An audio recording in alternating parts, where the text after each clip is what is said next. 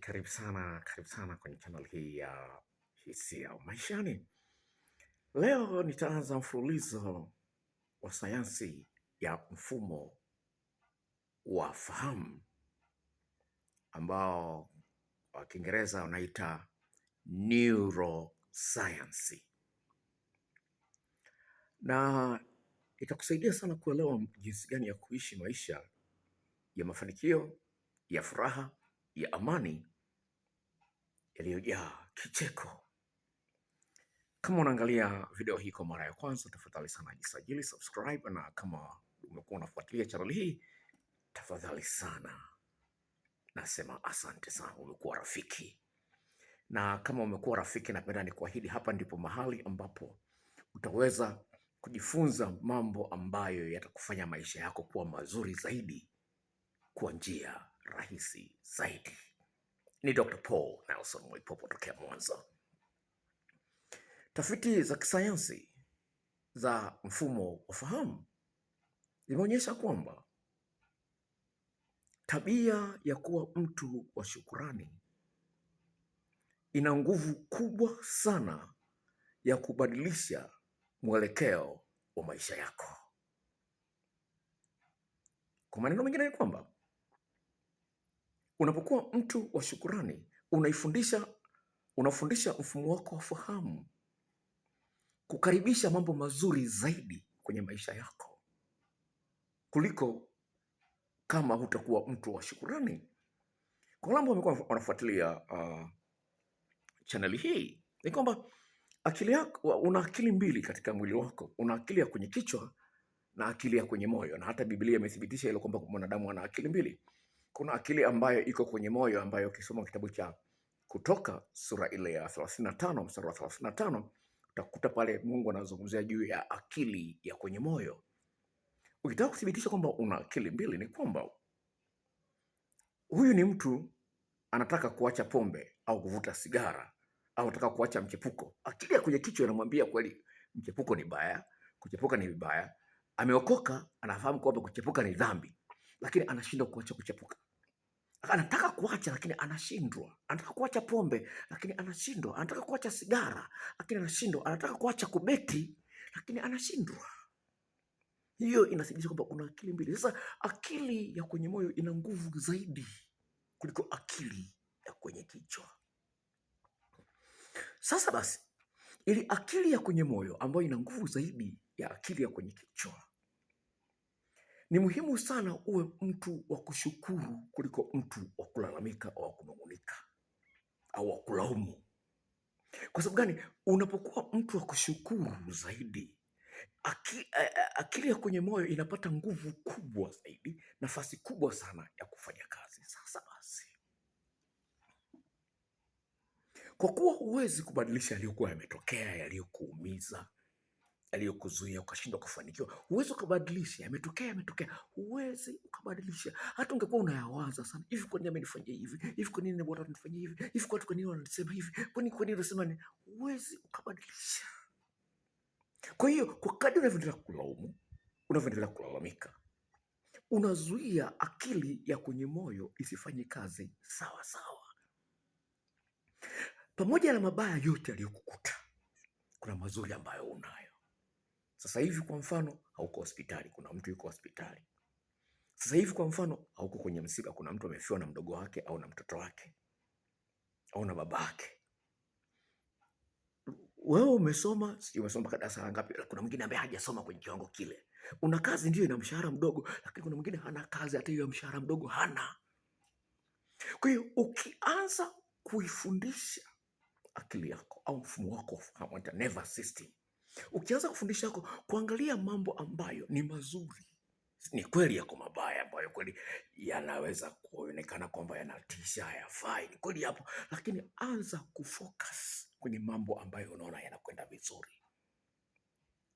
Sawa? Japokuwa mume wako anachepuka, japokuwa bosi wako hakupendi, japokuwa sio wafanyakazi wako, wafanyakazi wenzio hawakupendi, lakini kuna mambo mazuri ambayo yako hapo hapo kazini kwenu. Kuna mambo mazuri.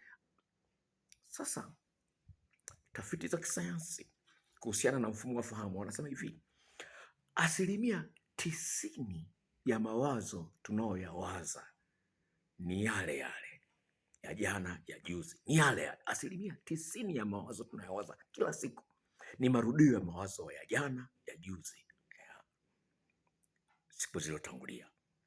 Na 80% ya mawazo hayo tunayoyawaza mengi sio ya kweli. Kama unafahamu Kiingereza, ingia kwenye Google utafute, utaona ninachokwambia ni cha kweli. Narudia tena, 90% ya mawazo tunayoyawaza yanajirudia, ni yale yale, lakini 80% ya mawazo hayo hayo sio kweli. Kwa hiyo basi, unapokuwa mtu wa shukrani, unaangalia yale ambayo ni yana ukweli. Ni kweli jamani, babangu ananipenda. Ni kweli mume wangu anachepuka, sawa, lakini matumizi nyumbani anaacha. Hajanitukana, hajanipiga ngumi. Kwa hiyo pale ndipo unaanza kutengeneza kitu ambacho kitakuletea mafanikio makubwa huko mbele. Kwa nini? Mwaka 1991 wanasayansi wamegundua kwamba kuna nguvu ya mvutano inaitwa magnetic field, wanaita universal magnetic field, imejaa dunia nzima. Nguvu hii itakuvutia mambo ambayo unayawaza sana, yale yale unayoyawaza itakuletea zaidi, wanasema more of the same, yani zaidi ya yale ambayo tayari yako ndani ya moyo wako, itakuletea yale. Kuna nguvu ya mvutano, sawa? Kuna nguvu ya mvutano. Kwa hiyo unapokuwa unawaza mambo magumu, unatengeneza kitu kinachoitwa frequency, unatengeneza channel ya yale mambo unayoyawaza sana, ambayo umeyaweka ndani ya moyo wako, unatengeneza channel, wanaita frequency. Kama vile unasikia frequency, Radio Free Africa ina frequency tofauti, Radio 1 ina frequency tofauti, Star TV ina frequency tofauti, Azam TV ina channel tofauti.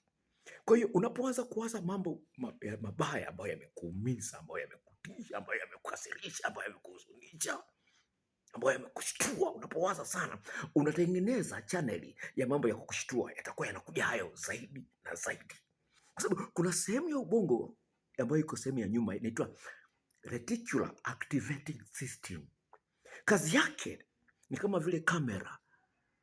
Yani unapokuwa unawaza mambo machungu, ile reticular activating system ina focus kwenye mambo magumu tu, ikuletea hayo kupitia nguvu ya usumaku, inaitwa universal magnetic field. Kwa hiyo inaelekeza universal magnetic field ikuletee vitu vya aina hiyo hiyo ambavyo unaviwaza sana. Unatoa nguvu ya kuvivuta vitu ambavyo unaviwaza sana. Kwa hiyo basi, ujanja ni kuwa mtu wa shukrani. Sawa, kuna magumu. Je, hakuna mazuri pamoja na hayo? Ndio maana Biblia inasema hivi, mshukuruni Bwana kwa kila jambo. Kama huo ndio mpango wa Mungu juu ya maisha yenu. Nasema mshukuruni Bwana kwa kila jambo. Sio kwamba unamshukuru kwa sababu mtoto wako amegongwa na gari, amegongwa na bodaboda, unamshukuru Mungu. Amegongwa na bodaboda, amevunjika mguu, afadhali amevunjika mguu, lakini angegonga kichwa kimepasuka, angekufa kabisa. Amevunjika tu mguu, basi unamshukuru Mungu. Kichwa kingevunjika, angekuwa amekufa. Kwa hiyo tafuta kitu. Sasa wataalamu wa sayansi wanasemaje? Ili uweze kuboresha maisha yako, lazima ujue jinsi ya kubadilisha lebo ya jambo. Imetokea jambo tofauti, jambo baya, ulibadilishia lebo, ulipe jina zuri, utafute kitu kizuri katika yale mabaya yaliyomo. Ukianza kufanya mazoezi ya hii hali, kwa hiyo unabadilisha lebo. Ukishabadilisha lebo, maana yake unabadilisha focus vile vile. Mtazamo wako unabadilika. Kwa hiyo hilo ni jambo la msingi sana. Kwa mfano, umempigia simu mtu, hajapokea. Sawa? Badala ya kusema hivi, kwa nini huyu hapokei simu? Kwa nini huyu mtu ana nidhamu ya simu? Unalalamika hapo. Yaani sasa ili kubadilisha lebo, badala ya kufikiri kwamba bwana huyu mtu amefanya makusudi hajapokea simu, ili kubadilisha lebo, unasema labda anaharisha. Yuko chooni anaharisha, ana uhalisho mkubwa sana, yuko chooni anaharisha. Inawezekana ndio maana hajapokea simu. Simu ameiacha sebuleni, yuko chooni anaharisha. Inakuletea amani. Ikuletea amani, ile akili ya kwenye moyo inatengeneza nguvu ya usumaku ya kuvuta vitu vingine ambavyo vitakuletea amani zaidi. Inavuta watu wataka kuletea amani zaidi, ile nguvu ya mvutano ile unayoitengeneza kwa kubadilisha lebo ya lile jambo au lile tukio. Unabadilisha lebo. Hii imeandikwa samaki, unabadilisha unaweka hii ni mboga. Jina tofauti, lakini kitu inaweza kuwa ni kile kile, lakini unaipa jina tofauti.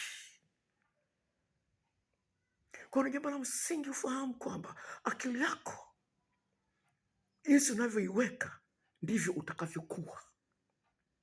Biblia inazungumza kwenye kitabu cha Mithali kama sikurasa 23 mstari wa 7, asema mtu afikirivyo ndivyo alivyo. Mawazo yako lazima ujue jinsi ya kuweza kuyapangilia vizuri. Kwa sababu gani? Kila kitu kimetengenezwa kutokana na mawazo. Nikiwaza leo niende Mwanza, niko Morogoro, naenda Mwanza. Hiyo inatangulia wazo, ndio inakuja tukio. Tokea unaanza wazo, ndio inakuja tukio. Sasa anza kutengenezea mfumo wako wa fahamu mawazo ambayo yatakuletea, yatakuvutia vitu vizuri katika maisha yako. Ukiwa mtu kulalamika, wa kulaumu, wa kunung'unika, utavuta vitu ambavyo vitasababisha unung'unike zaidi. Sababu unapanda mbegu. Ukipanda mbegu moja, manake unavuna mazao zaidi. Mbegu moja ya mahindi inaweza kuzaa mahindi 10. Kwa hiyo unapopanda mbegu ya malalamiko, manake unapanda mbegu upate vitu vingine vya kulalamikia vingi zaidi. Kwa hiyo malalamiko yako, manung'uniko yako yale ni mbegu ambayo inapanda, itakuletea mambo kama hayo. Kuna nguvu ya mvutano. Hii nguvu ya usumaku inafanya kazi upende usipende. Kwa hiyo jambo la msingi uanze kuufundisha mfumo wako wa fahamu kuangalia mambo mazuri. Unapokuwa mtu wa shukrani, kuna kichocheo ambacho kinatoka kinaitwa dopamine na kichocheo kingine ambacho kinaitwa serotonin. Inasababisha unakuwa mtu kwa furaha. Na Biblia inasemaje kwenye kitabu cha Nehemia sura ya 8 mstari wa 10 kwenye Biblia inasema furaha ya Bwana ndiyo nguvu zenu. Unaona? Furaha ya Bwana ndiyo nguvu zenu. Hiyo ni Nehemia 8:10 kwenye Biblia. Alafu kwenye kitabu cha Kumbukumbu la Torati sura ya 8 mstari wa 17 hadi wa 18 pale inasema hivi: Bwana ndiye awapaye nguvu ya kupata utajiri. Unasikia? Bwana ndiye awapaye nguvu ya kupata utajiri. Unaweza kuona hapa mahesabu yalivyokaa vizuri. Sawa? Nehemia 8:10 inasema furaha ya Bwana ndiyo nguvu zenu. Kwa hiyo ukitaka nguvu ya kuwa tajiri, uwe mtu wa furaha. Haleluya! Kwa sababu Kumbukumbu la Torati 8:17 hadi 18 anasema hivi, Mungu ndiye anawapa nguvu za kuwa tajiri. Kama nguvu inatengenezwa kwa kutumia furaha, basi tujitahidi kuwa mtu wa furaha. Na shukurani haiziwezi kukaa pamoja kwenye akili yako na hasira na manung'uniko. Haviwezi kukaa pamoja. Lazima kimoja kiondoke, kingine kikae. Sasa unapanda nini kwenye moyo wako ili uweze kuvuta vitu vizuri katika maisha yako? Itaendelea kupa mtazamo zaidi kwa kadri unaendelea kuangalia hapa. Kama unaangalia kwa mara ya kwanza, subscribe, share with your friends na utapata mambo mengi zaidi yanakuja, na Mungu akubariki.